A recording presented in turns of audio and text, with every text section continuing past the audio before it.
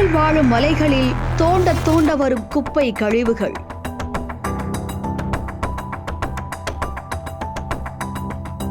அசராமல் அப்புறப்படுத்தும் வெள்ளியங்கிரி மலை பாதுகாப்பு அமைப்பினர்.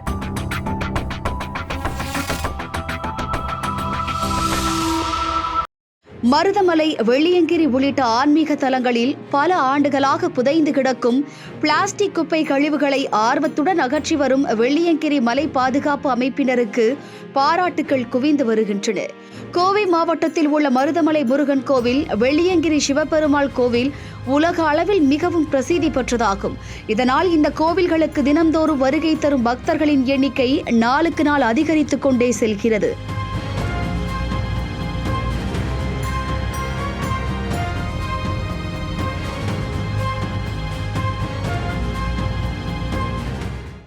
இந்நிலையில் கோவிலுக்கு வரும் பக்தர்கள் தாங்கள் கொண்டு வரும் உணவுகளை சாப்பிட்டுவிட்டு பிளாஸ்டிக் கவர்களை ஆங்காங்கே விட்டு செல்கின்றனர். இதனால் கோவிலுக்கு செல்லும் பாதையின் இருபுறமும் பிளாஸ்டிக் குப்பைகள் பல டன் அளவுக்கு புதைந்து கிடக்கின்றன. இதனால் சுற்றுச்சூழல் கடுமையாக மாசடைவதுடன் மழைநீர் நிலத்துக்கடியில் செல்ல முடியாத நிலையும் தொடர்கிறது. இதனை அறிந்த வெள்ளியங்கிரி மலை பாதுகாப்பு அமைப்பினர் இந்த பகுதிகளில் சூழ்ந்திருக்கும் குப்பைகளை அகற்றும் பணியை ஆர்வத்துடன் செய்து வருகின்றனர்.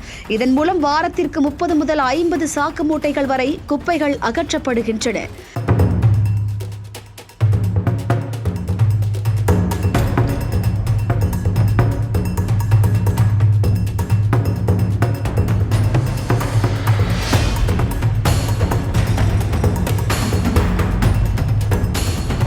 சிறுவர்கள் முதல் பெரியவர்கள் வரை அனைத்து தரப்பினரும் மிகுந்த ஈடுபாட்டுடன் இந்த பணியை ஓய்வின்றி செய்து வருவதுதான் ஆச்சரியம்.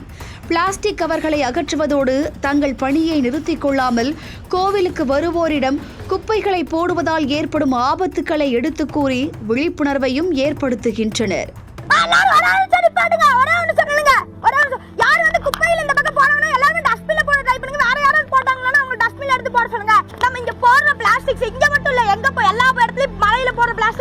ரெயின் வாட்டர் மூலமா நம்ம வந்து டேமுக்கு போயிட்டு இருக்க அந்த தண்ணி தான் நம்ம குடிச்சிருக்கோம். நம்ம செல்ஃபிஷா இருக்க கூடாது. நம்மளுக்கு என்ன சின்ன குழந்தைங்கள இருந்து எல்லாருமே தண்ணி யூஸ் பண்ணிட்டு இருக்காங்க.